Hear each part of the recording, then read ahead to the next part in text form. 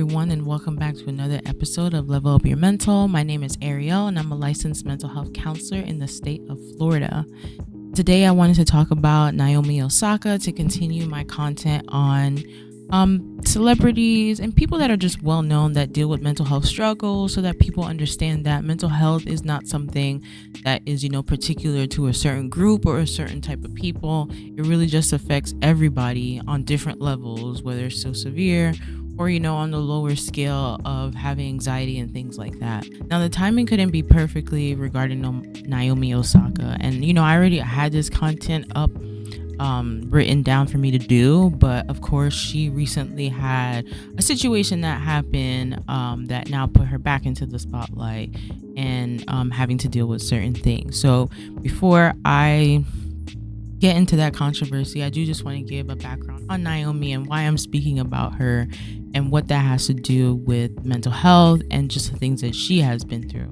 So with this picture that I presented, it's a quote from Naomi, and it says, "It's always okay to admit things are hard, that things aren't okay sometimes, but always know that there are people out there who can relate to you and what you're feeling," which is true.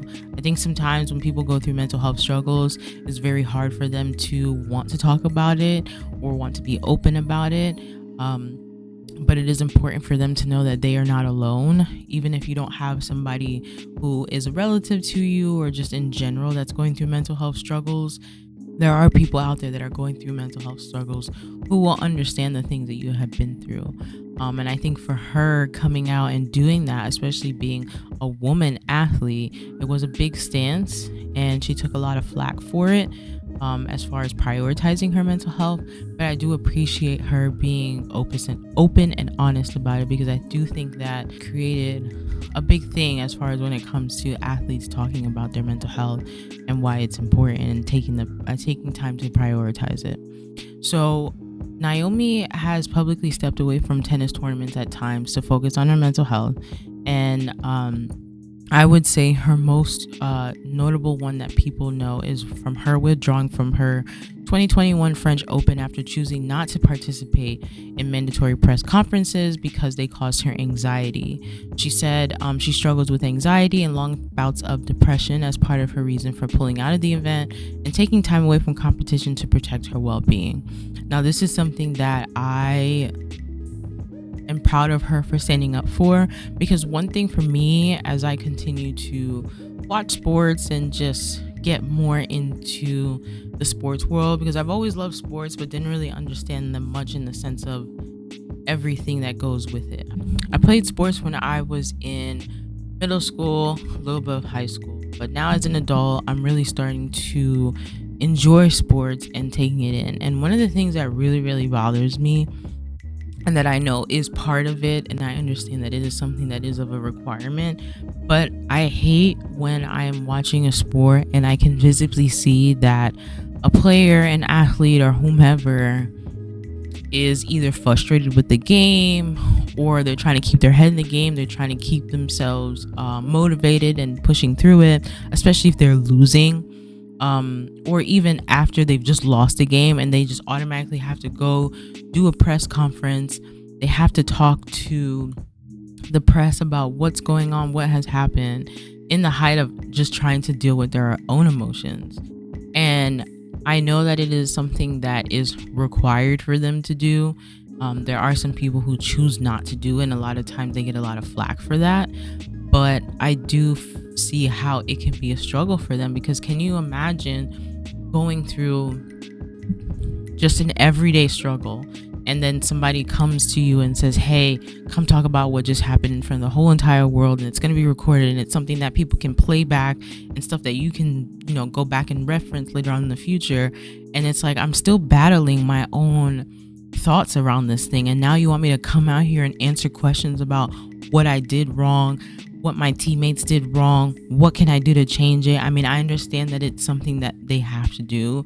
I just think that the timing for it is terrible, especially in the WNBA, when they make the coaches answer questions while the game is going on and they're actively coaching. That is something that I just don't understand. I don't know whose idea that was.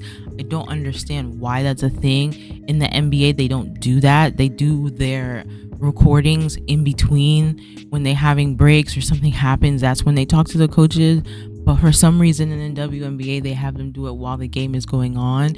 And it's so hard for the coaches to even process the questions that they're asking them because they're literally actively coaching as it's going on. So I don't know whose idea it was, but I say that to say I do applaud Naomi for doing this because she stood, 10 toes down for herself. Like, no, I'm tired. I have anxiety. I have depression. There's a lot going on. A lot of times when you answer questions for the press, it's not just like a straightforward question. A lot of times there's a little thing behind it. They're trying to be messy. They're trying to be shady, because at the end of the day, it is their job for them to find out information. But at the same time, the way that they go about it can be, a little bit messy. And there are times where celebrities, athletes, and stuff will answer questions, but then the media will take it apart, strip it apart, and just do certain things. And it's just like, I can see how somebody wouldn't want to interact with that. So of course, back in 2021, Naomi's like, no, I don't want to do this. I have anxiety. I have depression. I'm pulling out. I'm taking time away from competition to protect my own mental health. And I do think that that is something important to do at times, because sometimes we just want to push. We also don't want to have others perceive us in a negative light. But I think for her, she was at her wit's end. I've done so much. I always do this. I always answer questions. I always do what I'm supposed to do. And, this time I'm prioritizing myself and my well-being. At the end of the day, there's no way that I can show up to competitions and do the best of me if my head is not in the right space. So I think with her doing that, it definitely changed the sports world. It challenged long-standing expectations that athletes must prioritize performance and media access over their mental health. And by openly withdrawing from major tournaments and naming anxiety and depression as the reason, she normalized mental health boundaries at the highest level of sport, especially for elite and Black athletes who are often discouraged from showing vulnerability. Her stance forced sports organizations, sponsors, and media outlets to reevaluate press requirements, athlete well-being policies, and the culture of silence around mental health, helping shift the narrative from pushing through at all costs to health comes first, which is very important and something that I think a lot of people don't think about. Besides being physically healthy when it comes to playing a sport as your career, you have to be in the right mental space. If your mental space is not there, there's no way you're going to be able to perform to the best of your ability. Now, I know there are people that are like, well, I can push things to the side. I've done it before. It is what it is. I'll deal with it later. But there does come a point where you might have a breaking point and you don't know when that is, and you don't know what can trigger that.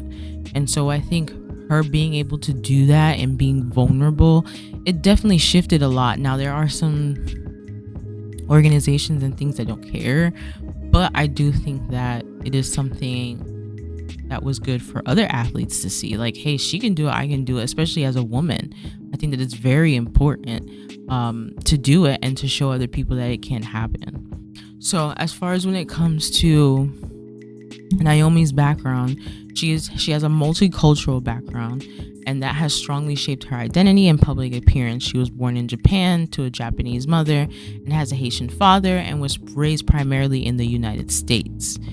She is a 4-time Grand Slam tennis champion and a global sports icon, known not only for her dominance on the court, but also for her advocacy off of it. She rose to international fame at a young age, winning her first Grand Slam at 20 years old, which quickly placed her in the global spotlight.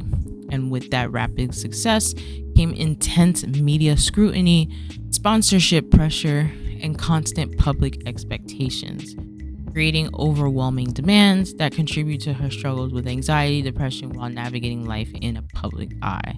So that is something else that I think also takes a big toll on your mental health. At 20 years old, you're doing something that you love, and you were able to be a success from it. So now you have all these eyes on you. You have all these people that are reaching out to you because they want to work with you because of the things that you've done. And you're constantly in people's eyes of expectations of what you should and shouldn't be doing.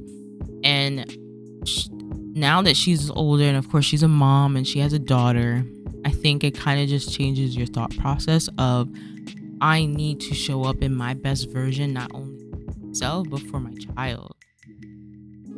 She has been in the spotlight her whole entire 20s. I mean, 20 years old, if I think back to, when I was that age, you're just learning life. You don't really know what's going on. You don't really know a lot of things, but you're learning things. And, for people like us, like myself, that are not in the spotlight, we can kind of do these things without, getting the scrutiny or without people putting comments on it. And that's because they don't have a lens scope over everything that we do. But unfortunately, when you're a celebrity and you're in the public eye, everything that you do, unless you keep it private to yourself, but a lot of things that you do, people will record, people take pictures, they're sending them to blog sites, and people are posting them. So it's like you don't really get to live your life how you want to, even with making mistakes, because we all make mistakes. And I think for her, at such a young age, having to deal with all of that, it gets to a point where it's like, I'm older, I can make decisions that I know is going to be good for my well-being. And so me taking some time off, it really shouldn't even be that big of a deal. But because of the way that the sports world has been and what they see, a lot of times when you talk to certain people, it's like, oh, this person gets paid to play tennis, play basketball, all they're doing is just playing a sport. But that comes with a lot of expectations, not only what we're talking about when it comes to media, but you have to be physically well. The minute that you get injured, that puts you back, and it's not something where it's like, oh, okay, you're fine, you can rest. A lot of people get injured and they can't play their sport for like a year or two. They want to make sure that they're in the best shape or form that they're supposed to be so that they don't get injured again. And, with injuries, you could end your career and you wouldn't be able to do anything after that, or you'd have to just switch and find something else. But I think sometimes people just don't know because, they're not in people's shoes and they just think, oh, you can play a sport, it's easy. And it's really not. There's a lot of expectations that come with it. And she started this at a young age, And so her being in the spotlight, she's like, well, I'm going to do what's best for me. I think that is important, and it was important for other people. A lot of the scrutiny that she faced was, pressures from the media, like persistent questions after matches, often focused on emotions, expectations, or disappointments rather than her performance, which intensified her anxiety around press conferences. Like, can you imagine going into a press conference, knowing that you didn't do well, hoping that they're going to ask you some decent questions, but now they're criticizing you, and it's very hard to not have a certain facial expression when these people are asking you questions, because it's kind of like, what? Did you not see what I just went through? But at the end of the day, this is their job. This is what people do. And a lot of them don't really care about your emotions at the time. They're just trying to get answers for questions, and hopefully that will help on their end when it comes to their job, right? Another expectation that she had as a Grand Slam champion, every match was framed as a must-win, with losses heavily criticized and wins treated as a minimum expectation. So with her being a Grand Slam champion, at the age of 20 years old, they're expecting for her to win every match, which we know doesn't usually happen. You don't win every single game that you play. There are going to be losses that you have, and you learn from those losses and try to figure out what you can do next time so it doesn't happen again. But the minimum expectation that they had for her was that she has to win every single game. And, to be a person to think about that, think about how, that can affect you. It means you have to go in and be in the zone and do what you need to do every single time. You cannot have an off day, which we know is not realistic. Even for myself as a regular human being in this world, I have off days when it comes to work and the things that I do. You get tired, you're mentally exhausted, things happen. And, them criticizing that for her just adds on more pressure. Again, just brings me back to the thing of, I'm happy that she took the time off for herself, because that's really hard to deal with.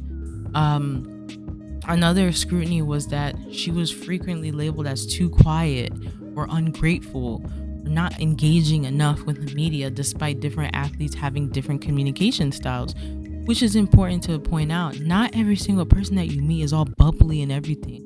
Just because somebody is well known and is out there and has been in front of the camera doesn't necessarily mean that they are an out there person in your face jumping around doing anything. Not everybody is like that. And I just find it funny that they're criticizing her for being too quiet, or they're just saying that she's ungrateful. I just think people tend to assume a lot of stuff and they don't really think about how that's going to affect somebody. And truthfully, a lot of them I don't think care. But that's the unfortunate part when it comes to this, is that she's not even able to be herself without being criticized. Another thing was, as a Black and Japanese woman in a predominantly white sport, she faced a lot of commentary about her identity, nationality, and whether she fit the traditional tennis norms. And again, this goes back to just expectations.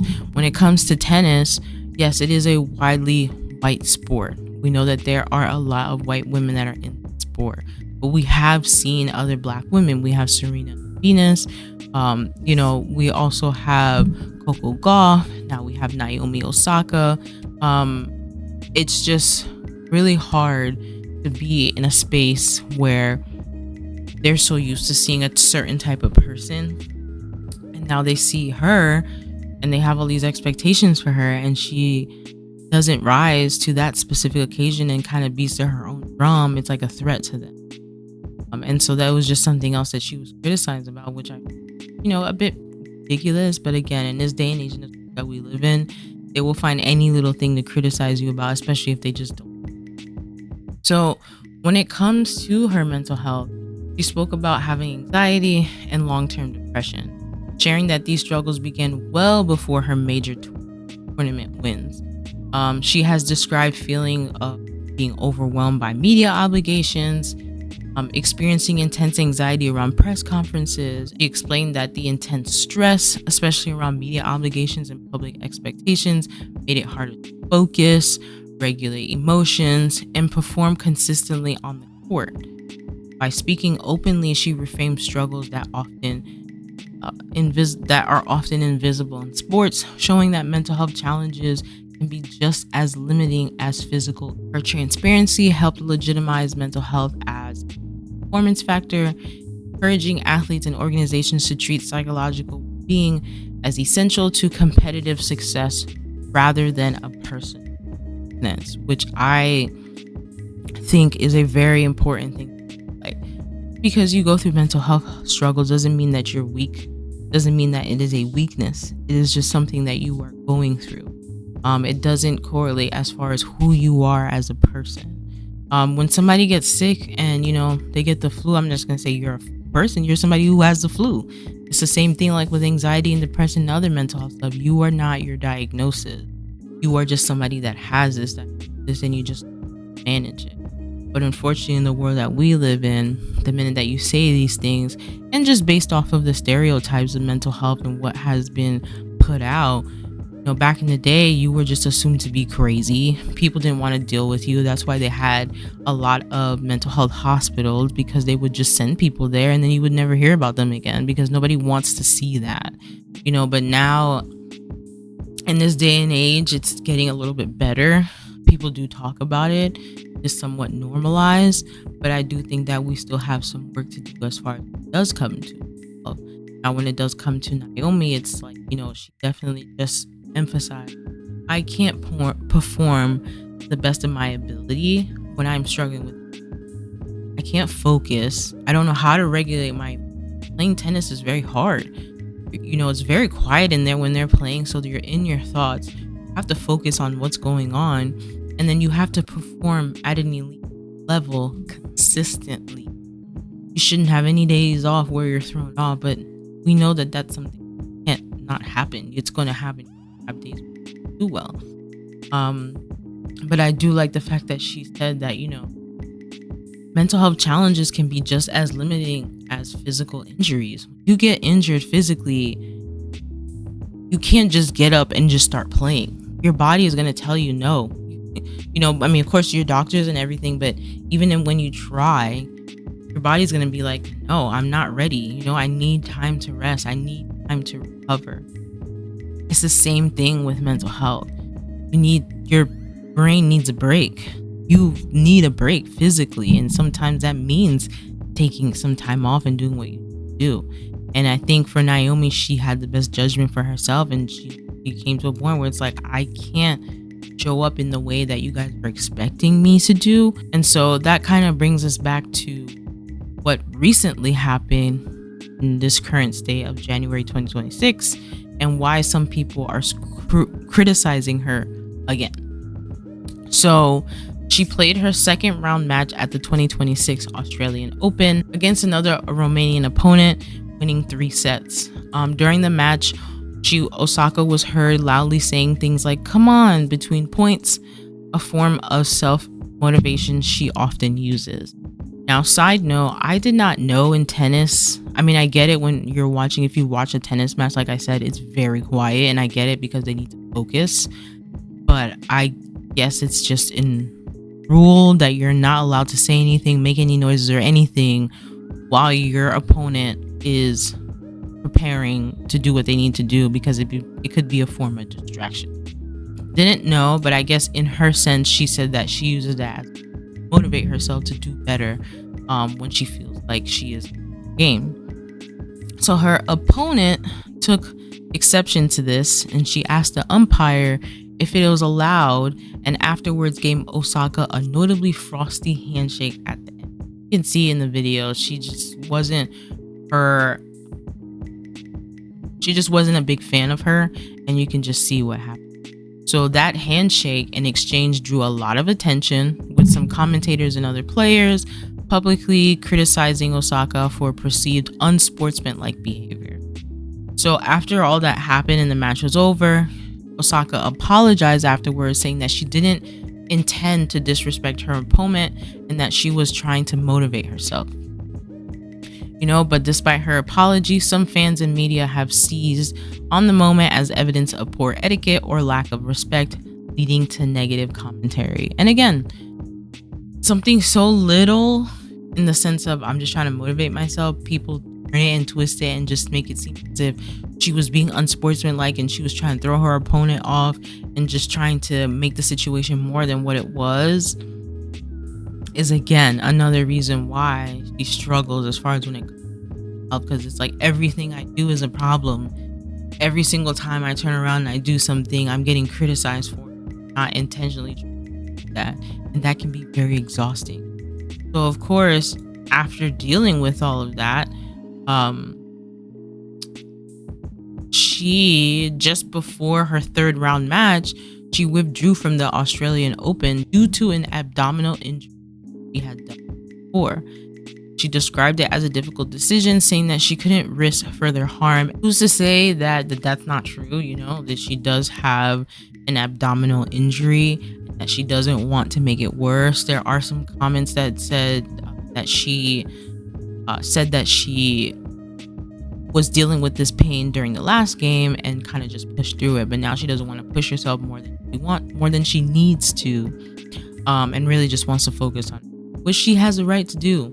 But of course, that comes with backlash. So whether that is the case or not, and like I always tell you, your mental health can also affect your physical health. When you are stressed out, you're going to get a headache. When you are dealing with overwhelming issues, you're going to be frustrated. You might cry. You have all this stuff that's going on. Your mental and your physical work together. A lot of times you might see the physical before you see the mental, or vice versa.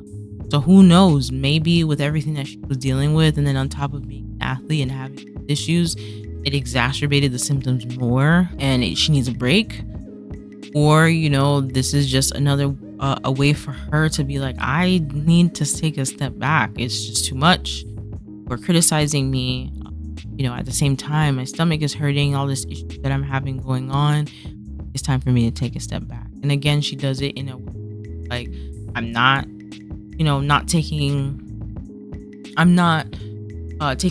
taking accountability for what happened. I apologize. I said what was what I was doing and not what people think that she was doing. But I do think that people will find any and every reason to blame people for things, especially if they already don't. So I'm hoping that with what just happened and taking this off, that it doesn't affect her too much and she's able to come back and be better like she did before. But I just hate to see people criticizing her for something. I mean, I get it in the sports world, and then being in the tennis, it's a big thing, but I don't think it's being so negative to her. So when it comes to her mental health, prioritizing mental health was controversial because sports culture has long emphasized toughness, endurance, and constant availability, often framing withdrawal as a weakness or professionalism. Osaka's decision challenged these norms, especially expectations that top athletes must be media and perform regardless of personal loss. However, it was necessary because continuing under extreme psychological stress risks worsening her anxiety and depression, potentially leading to burnout and harm. I like how they emphasize, on the of if she doesn't take the time to focus on this and deal with it, it's just gonna make it worse, making her anxiety worse, her depression worse. It could lead to burnout and long-term harm because she needs it to come back to the best of the ability that we see her. Now, as far as using her platform for mental health, she has used her global visibility to speak openly about struggles, clearly naming anxiety and depression and explaining how they affect performance. By doing so, she validated the experience of athletes and non-athletes alike, particularly young people in marginalized communities who often feel pressure to. She continued these conversations through interviews, social media, and advocacy, helping shift public dialogue towards empathy, mental awareness, and systemic change in sports culture. Now, when it comes to her advocacy, she will help Modern Health to give back training and empowering underrepresented providers, improving access to evidence-based mental health care, and promoting community mental health and well-being. One of the organization's first initiatives, a series of personalized meditation tools developed and narrated by Naomi, made available for free to the Modern Health members and non-members. Meditation is one of the several tools that Naomi adopted for her mental health. She didn't feel like she came to meditation naturally. I also applaud her for being able to create a partnership with this. It's not just her talking about it, she's doing something about it. She's actively doing something about it as far as taking care of herself and also being a representation in that world and creating more access and resources for people who need it. And I really wanted to highlight her and taking that initiative in the world is something that we see. And letting her know that we appreciate you for standing out and being able to come out and do the things that are very hard. We understand as far as the criticism that you have faced, and I do hope that this continues to be an example for those. I feel like they have to keep pushing themselves through. It's okay to take a break. You don't have to, go a whole entire month. Just make sure you take time for yourself, prioritize it, and take care of yourself. I want to thank you guys for watching the video. Please let me know what other content you would like to get into. I will put resources for his advocacy and everything in the bio section underneath the video. And I guys in. Bye.